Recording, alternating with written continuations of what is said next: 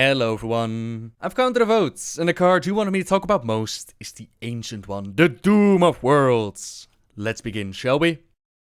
The Ancient One is a character specifically designed for Hearthstone with the Whispers of the Old Gods expansion. Its power is out of this world, with a 30 attack and 30 life, making it the largest minion in the game. A title previously owned by Deathwing since the very release. A card with such insane stats does not come easy, since in order to summon the Ancient One, you have to place 2 Blood of the Ancient Ones on the field, each of them costing 9 mana each to summon, and if 2 are on the field, they will merge into 1, forming the Ancient One. That means that actually summoning the Ancient One can be pretty tricky, since there are a lot of removals in the game that can easily take care of a 9/9 card. But that's also the challenge when it comes to building a deck around it. Even though the card says that the blood of the Ancient Ones will merge into 1, what actually happens is that they're destroyed, they die, which means that their merging triggers effects from cards like the Cult Master, which allows you to draw a card when a minion dies. So what exactly is the lore behind the Ancient One? A very good question. Like I said, this character has been specifically designed for Hearthstone Whispers of the Old Gods, and that expansion,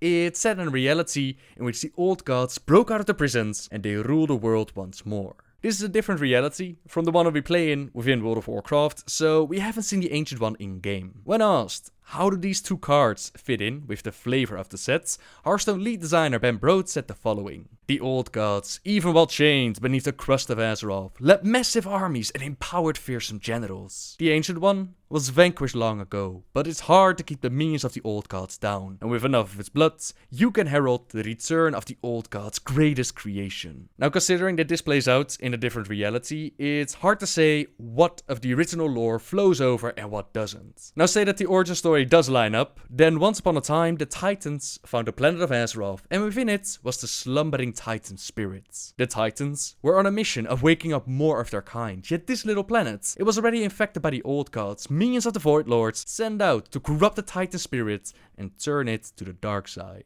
The Titans didn't give up hope though. They went to work to bring order to the planet, and they waged a war with the Black Empire, the name that they gave the Empire when the Old Gods still ruled the planet. The Titans were so incredibly powerful that they feared doing more damage to the planet, to the spirit inside, by fighting this war themselves. That's why they created Titan Keepers. They gave them a portion of their power and they let them do their fighting. In turn, the Titan Keepers then created the Titan Forged. Now for the Black Empire, they had enslaved the Elemental Lords to fight for them, but they also had creatures born from the organic matter seeping out of the Old Gods' blighted forms. You had the Akir, insectoids of incredible resilience and strength, and the cunning and intelligent Naraki, also known as the Faceless Ones. Amongst these Naraki were the generals called the Kefraxi, monstrous warbringers, larger and more resilient than the other Naraki. They possessed great strength and brutal intellect, and their dark powers could drive even the Titan Forge to madness. That's probably what this Ancient One is, one of the Kefraxi, and these 2 armies, they went at each other, with the Titans eventually being victorious. They figured out that if they would rip the Old Gods out of the planet, that it would do more harm than good,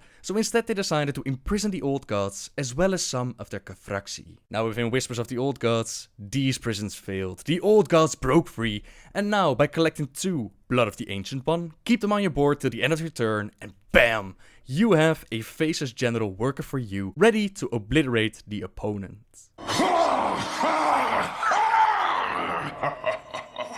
And that is all I have for you today when it comes to the Ancient One. Sorry that I don't really have a big story to tell about it, but perhaps one day the Ancient One will actually find its way into World of Warcraft. As always, I'll leave it up to you guys and girls to decide what card we're going to talk about next, so leave your suggestions in the comments down below, and who knows, your card might be used in the next video. Subscribe if you like my videos, leave a like if you enjoyed this one, and until next time guys, see ya!